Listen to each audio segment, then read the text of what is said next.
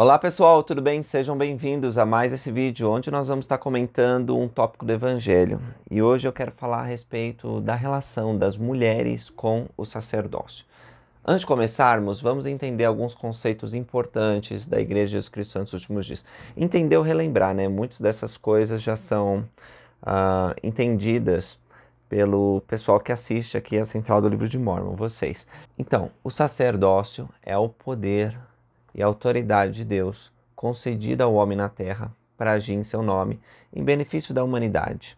Há um discurso do presidente Daniel Oaks, que hoje é primeiro conselheiro na primeira presidência, e ele traz a definição do presidente Joseph F. Smith, que foi um profeta de Deus em nossa dispensação. Esse profeta diz que o sacerdócio é o poder de Deus delegado ao homem por meio do qual os homens podem agir na terra para a salvação da humanidade. Outros líderes, disse o presidente Oaks, ensinaram que o sacerdócio é o maior poder que há nesta terra. É o poder pelo qual a terra foi criada. As escrituras ensinam que esse mesmo sacerdócio que existia no princípio existirá também no fim do mundo. Portanto, o sacerdócio é o poder pelo qual seremos ressuscitados e prosseguiremos para a vida eterna. Ocorre que aos homens é conferido tanto o sacerdócio arônico, chamado de sacerdócio menor, que tem os ofícios de diácono, mestre, sacerdote, por exemplo, como o sacerdócio de Melquisedeque, que é chamado sacerdócio maior, que tem os ofícios de élder, sumo sacerdote, patriarca, 70 apóstolo. Como o sacerdócio é o poder da divindade e é conferida a autoridade do sacerdócio aos homens e eles são ordenados aos ofícios do sacerdócio, muitas pessoas, até dentro da igreja, pensam que as mulheres não recebem certos privilégios espirituais, que elas estão afastadas de algumas bênçãos por não serem ordenadas ao sacerdócio. Esse vídeo que eu estou fazendo, ele serve para esclarecer esses pontos e para dizer que, na verdade, as mulheres não são privadas da autoridade do sacerdócio e nem privadas do poder do sacerdócio. As mulheres, elas recebem todas as bênçãos. É verdade que elas não são ordenadas a ofícios no sacerdócio, mas isso não significa que elas não desfrutam as maiores e mais ricas bênçãos de Deus para os seus filhos e filhas. Eu vou deixar um artigo aí na descrição para vocês lerem no site oficial da igreja os ensinamentos do profeta Joseph Smith a respeito de mulheres, sacerdócio e templo. E é um artigo que talvez vai esclarecer muito a respeito desses tópicos importantes. Na época do profeta Joseph Smith, as igrejas da época elas entendiam que o sacerdócio era o poder para pregar o evangelho, para batizar, e que tinha sido transmitido desde a época dos primeiros apóstolos a outros líderes, né? Eles tinham sacerdócio, mas perderam a compreensão, foi necessário reformas. Já a Igreja de Jesus Cristo nos últimos dias ensinava que essa autoridade tinha sido perdida. E é por isso que mensageiros especiais tinham sido enviados ao profeta Joseph Smith. Em 15 de maio de 1829, por exemplo, João Batista, aquele mesmo que havia batizado o Senhor Jesus Cristo, apareceu como ser ressurreto e concedeu a Joseph Smith e Oliver Cowdery, seu companheiro, o sacerdócio arônico, que tem o poder de batizar, o poder de pregar o evangelho, o poder da ministração de anjos. Depois disso, Pedro, Tiago e João apareceram e concederam sacerdócio de Melquisedeque, cujas ordenanças manifestam o poder da divindade. O sacerdócio de Melquisedeque é um meio para recebermos o dom do Espírito Santo. Com esse poder, a igreja foi organizada. Depois disso, outros mensageiros apareceram e restauraram outras importantes chaves, que são direitos, prerrogativas dentro do sacerdócio. Moisés, Elias o profeta, todos eles trazendo conhecimento, dispensação e autorização para realizar certas coisas nesses últimos dias. Nós acabamos de estudar a Doutrina e Convênios 84, que foi uma revelação que o profeta Joseph Smith recebeu, junto com outros irmãos, a respeito do sacerdócio. E Joseph foi aprendendo linha sobre linha a respeito do poder de Deus. No final da vida dele, ele transmitiu um conhecimento muito sagrado, que hoje nós desfrutamos dentro dos templos sagrados. Aliás, dentro do templo é onde nós recebemos as maiores bênçãos dessa vida. Nós recebemos nossa investidura, que é um conhecimento sobre o plano de salvação e uma verdadeira investidura de poder contra as forças do mal deste mundo. Nós também somos selados para toda a eternidade, homem e mulher, para que desfrutem a plenitude das bênçãos que o sacerdócio pode conceder. Por meio do selamento, que é o casamento para toda a eternidade, homem, mulher e os seus filhos podem ser unidos para sempre. Mas vamos lá, vamos retomar alguns aspectos sobre o começo da igreja. Como é que foi a relação entre homens e mulheres, entre sacerdócio e as mulheres na participação das bênçãos do sacerdócio lá no começo da igreja. Olha só o que diz aqui: as mulheres santos dos últimos dias no início da igreja, como as mulheres de todos os lugares, participavam ativamente em sua nova comunidade religiosa. Elas ratificavam as decisões votando nas conferências, criavam e forneciam mobília para o templo, adoravam igualmente ao lado dos homens nas reuniões e nos coros, compartilhavam o evangelho com familiares e vizinhos, cediam suas casas para reuniões e exerciam dons espirituais em particular e em público. Antigas revelações autorizavam as mulheres a explicar as escrituras e exortar na igreja. Entretanto, como na maioria dos outros cristãos daquela época, no início da igreja, os santos últimos dias restringiam a pregação pública e as posições de liderança aos homens. Mas, quando eles foram para Nauvoo, a igreja estava se desenvolvendo lá, foi criado no dia 17 de março de 1842 a Sociedade Socorro, que é uma organização para mulheres dentro da igreja. Na verdade, não é apenas uma classe dentro da igreja. A Sociedade Socorro é um apêndice do sacerdócio, é uma parte importante do sacerdócio. O profeta Joseph Smith ensinou que a restauração não estaria completa sem essa organização das mulheres. Ele disse que uma organização semelhante existia na época de Cristo e que era necessário que isso fosse restaurado, trazido a nossos dias novamente. O que aconteceu foi que as irmãs elas estavam querendo ajudar e formar uma sociedade feminina. Apresentaram um plano para o profeta Joseph Smith. Aí ele disse: nossa, isso é muito bom, mas eu tenho algo melhor para vocês. E aí ele então restaurou a Sociedade de Socorro como profeta que detinha as chaves. E as chaves nesse contexto aqui significa autoridade para presidir, para realizar as coisas em nome de Deus. Todos, homens e mulheres, mesmo que esses homens tenham o ofício do sacerdócio, eles não podem agir sem autorização das devidas chaves. Por exemplo, pensa num pai que tem a autoridade do sacerdócio. Ele não pode simplesmente batizar o filho dele ou realizar a ordenança do sacramento dentro da casa dele sem ter recebido a autorização daquele que detém as chaves. No caso, o bispo de sua ala. Então, quando o bispo autoriza, ele pode realizar as ordenanças. Isso não significa que ele é limitado em todas as ordenanças. Ele pode agir em algumas ordenanças em relação à sua família, como, por exemplo, dar bênçãos de cura, sem pedir autorização. Mas a igreja é uma casa de ordem. Então, para realizar as ordenanças de salvação, batismo, dom do Espírito Santo, para entrar no templo e receber a investidura, para ser ordenado um ofício do sacerdócio, tudo isso é necessário a autorização daquele que detém as devidas chaves, o poder de presidência. Então Joseph tinha essas chaves, tinha recebido do alto. Como presidente da igreja, ele tinha a capacidade de organizar a Sociedade de Socorro. E aí ele disse nessa reunião que as mulheres iriam socorrer os pobres e salvar almas. E ele escolheu a esposa dele, Emma Hale Smith, para ser a primeira presidente da Sociedade de Socorro. Isso cumpriu uma profecia que ele havia recebido 12 anos antes, Doutrina e Convênios 25. E ele declarou: agora passo a chave a vocês em nome de Deus, e essa sociedade se regozijará, e o conhecimento e a inteligência fluirão daqui em diante.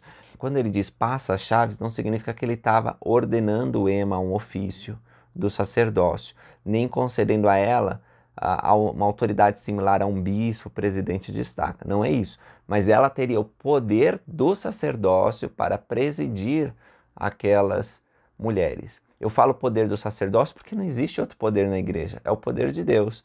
Então, quando as mulheres agem dentro da igreja, elas o fazem porque foram autorizadas por alguém que detém as chaves do sacerdócio e elas podem manifestar o poder de Deus. A autoridade significa a autorização para você realizar alguma coisa. O poder é a manifestação gloriosa da glória de Deus enquanto realizamos as obras que Ele nos determinou a fazer. Bom, mas vamos esclarecer alguns pontos aqui. Ao organizar a Sociedade de Socorro, Joseph falou sobre ordenação de mulheres e disse que os líderes da Sociedade de Socorro presidiriam a sociedade. Também declarou: agora passo a chave a vocês em nome de Deus. Aí fica um pouco confuso, a gente pode pensar, peraí, então, naquela época as mulheres eram ordenadas ao sacerdócio? Será que é isso que está dizendo? Será que esse poder de presidência significa que elas teriam autoridade como um bispo, um presidente de estaca? Essa chave que ele passou em nome de Deus, o que significa? Tem alguns esclarecimentos que esse artigo traz, eu vou compartilhar com vocês. As declarações de Joseph, que ele delegou a autoridade do sacerdócio às mulheres na Sociedade de Socorro, podem ser compreendidas dentro do contexto histórico. Durante o século XIX, os santos últimos dias usavam o termo chaves para se referir, em diversos momentos, à autoridade, ao conhecimento, às ordenanças do templo, e não apenas ao poder de presidência. Então era bem mais amplo o termo chaves. Da mesma forma, os membros da igreja às vezes usavam o termo ordenar em um sentido bem amplo. Hoje a gente usa o termo designar, mas naquela época eles usavam ordenar. Por exemplo, William W. Phelps foi ordenado para ajudar com as operações de impressão da igreja, e Neil K. Whitney foi ordenado para agir como agente da igreja nos assuntos comerciais. O uso do termo designado por imposição de mãos para indicar uma bênção dada em conjunto com a designação para um chamado específico começou a ser usado apenas no final do século XIX. Então, quando a gente vê ordenar no contexto do começo da igreja, a gente tem que lembrar que não necessariamente está se referindo a uma ordenação ao sacerdócio e a um ofício dentro do sacerdócio, mas pode ser um chamado para ensinar, um chamado para realizar uma operação financeira em nome da igreja. Hoje a gente usa designar, muitas vezes designar por imposição de mãos, um chamado, um cargo dentro do reino. Sobre esses assuntos, as ações de Joseph mostram o significado de suas palavras. Nem Joseph Smith, nem qualquer pessoa agindo em nome dele, ou nenhum de seus sucessores na presidência da igreja, conferiu o sacerdócio arônico ou de Melquisedeque às mulheres, ou ordenou as mulheres aos ofícios do sacerdócio. Bom, mas o profeta Joseph Smith também incentivou as mulheres a participarem de bênçãos de cura. Aí você pensa, as mulheres naquela época impunham as mãos e exerciam o sacerdócio para curar as pessoas. Olha só, Eliza R. Snow, que foi secretária da primeira Sociedade de Socorro, depois se tornou presidente da Sociedade de Socorro, então ela estava presente nas reuniões e ela estava bem atenta ao que estava acontecendo.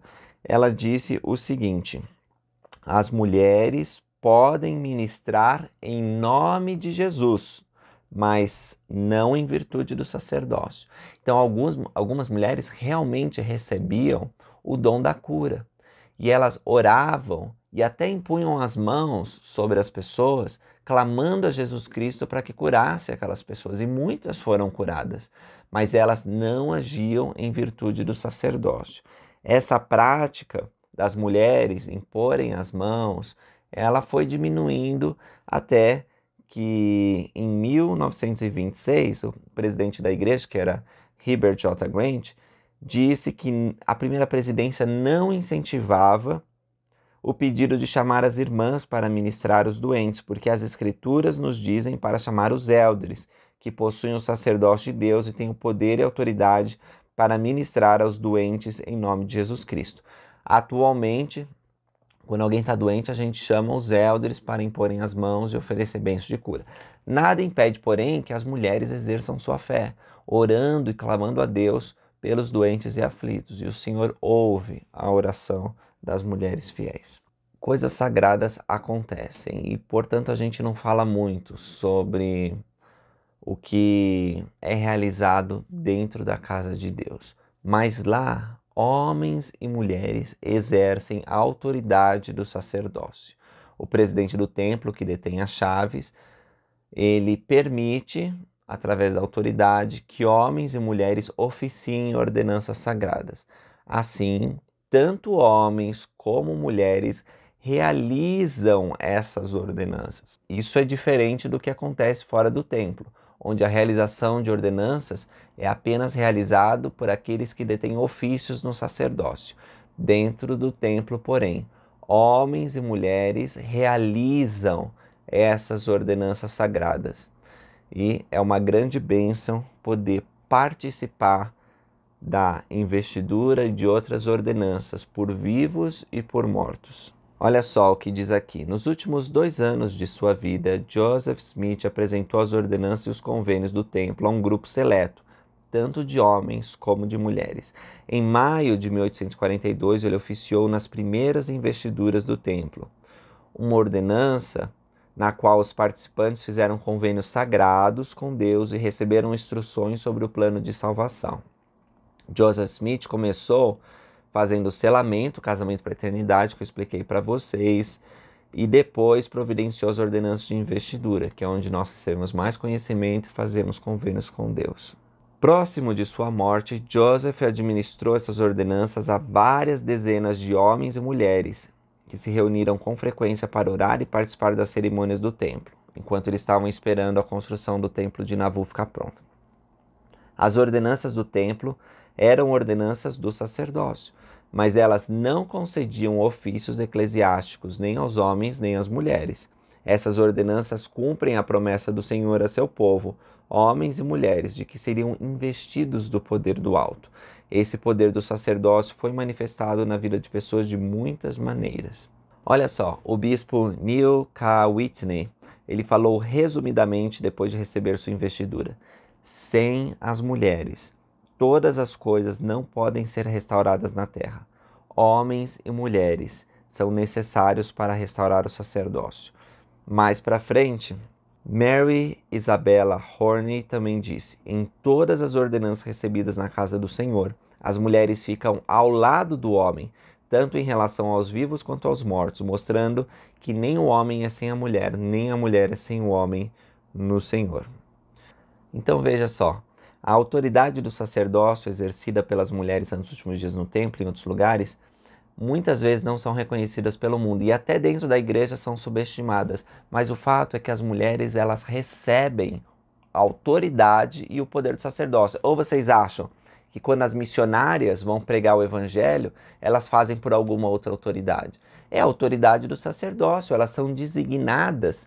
Se a gente usasse os termos do começo da igreja, a gente poderia dizer são ordenadas, né? Mas para ficar mais claro que elas não recebem um ofício do sacerdócio, que elas não são ordenadas ao sacerdócio arônico de Melquisedeque, a gente passa a usar a palavra designada. Mas, de fato, elas têm autorização no sacerdócio para pregar o evangelho. Elas também têm o poder de Deus, porque quando você recebe a autoridade do sacerdócio, e homens e mulheres recebem para cumprir suas funções dentro da igreja, quando nós guardamos os mandamentos, a manifestação de Deus, ela se faz presente. E o poder abundante é uma prova de que a autoridade é real. Então, quando nós somos fiéis dentro do chamado que temos, que vem pelo sacerdócio, o poder se manifesta.